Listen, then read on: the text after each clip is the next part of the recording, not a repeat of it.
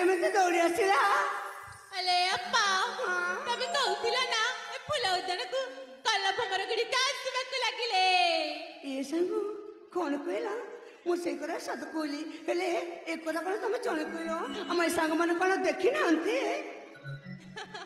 ଏ ଅପା ମୁଁ କହୁଛି ନା ସେଥିପାଇଁ ସେମାନେ ଚୁପ୍ ଅଛନ୍ତି। ସେମିତି କି? ଏମାନଙ୍କୁ କ'ଣ ଦେଖିଲା? ହେଲେ ଜାଣିଛ ହେଲେ ଅପା କହିଥିଲ ଏମିତି ଭୟ କରି ଆସିଲା ନା, ମୋ ମନଟା କେମିତି କେମିତି ଲାଗିଲା ଲୋ। କେମିତି ଲାଗିଲା ଲୋ ଅପା?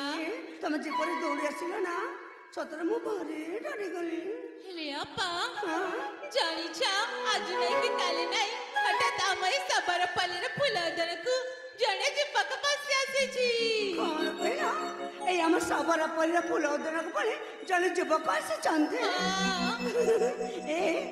ଏଇ କଥା ତମେ ମିଛ କହୁଛ ନା?